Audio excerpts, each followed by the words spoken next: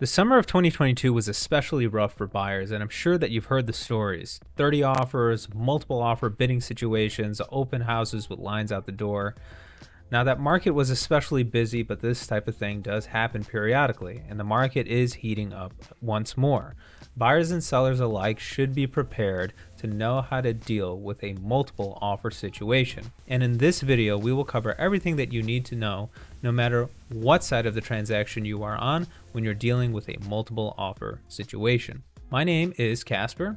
I'm a real estate broker with eXp Realty and a licensed Illinois attorney in my own right, with my own practice focusing on real estate closings, estate planning, and property law generally. Basically, if you have anything that you need done with your home, reach out to me and we can probably take care of it for you. If at any point during this video you feel that you want to reach out to me right away, please do so using the description, contact information, the links below. Hit pause, reach out to me, and we can get the conversation started. If you're new to the channel, welcome. So happy to have you here. And if you're coming back, awesome. Great to have you here back with me once more. Now let's figure out how to deal with multiple offers. As a buyer, first, dealing with a multiple offer situation can be a real letdown. But do not panic if you find yourself in this position. Know that it is not over. It's over. Nothing is over! Nothing!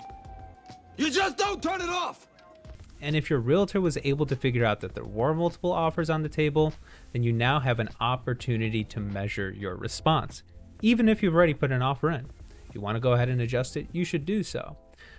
Dealing with this scenario is not a one-size-fits-all answer. Each person and each property is going to elicit a different response based on the subjective viewpoint of the buyer in that situation. Basically, how much do you love that property when it comes to bidding on it? What I like to tell my clients is to sit back and think. Think about what you believe the house to be worth and measure your response accordingly. Think specifically about the price that you would offer, that if it was beat, you wouldn't really feel that bad about it, knowing that you gave your true best and highest offer, and anything over that would basically be unreasonable for you. So, by making that kind of offer, it'll kind of numb the pain of losing out in case you do. You did your best, and that's all we can do sometimes. Market trends are market trends. And on the most micro level, the only market indicator that matters is what the next guy is willing to pay for your dream home. So keep that in mind when you're making offers on these homes. As a buyer, you should also keep in mind a few factors that will help you make an offer more tempting for the seller, because money is not everything. So here are some factors that a seller may consider. Think about what the seller wants. They want money for the property, but they also want it to close quickly and with as little hassle as possible. So if you're running out of your budget as far as an offer goes in terms of what price you can offer, look to the other factors that can influence a seller in considering your offer. Can you close quickly? Is that something that you can offer? Can you offer cash and avoid appraisals and mortgage contingencies? That makes it nicer. Are you able to make an offer that is not contingent on the sale of your current home?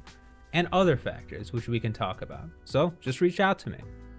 Now let's move on to the sellers. As a seller, having a multiple offer situation is obviously something great. However, you should tread carefully so that you can leverage the best deal for yourself. I mentioned some of the factors that a buyer should consider in making their offer, as those factors could be beneficial to the seller in question, which is you in this scenario. So, as a seller, be aware of what is beneficial to your current situation. Pay attention to contingency deadlines, and if there are any contingencies in the contract at all. Pay close attention to things like the target closing date for the buyer. Is it too far out? Is it too early for you? Are you moving from one place to the next? Those are all things that could hurt or help an offer on the table if, for example, they're at the same price point. Was there anything that could be a point of contention about the condition of the home? Did they list their offer as is? Is there any other alternative option on the table that you could leverage this against? Finally, if you do have two offers on the table, and this is kind of related, and one would be perfect out of those two, if not for a single variable, have your realtor negotiate for you. That's what we're here for. See what we can do to get that final factor squared away for you if you're between two offers. Your attorney can do this for you as well, which I'm also an attorney. well after even the contract has been signed, during that attorney review period. Maybe not so well after, but within 5 business days of offer acceptance, here in Illinois at least.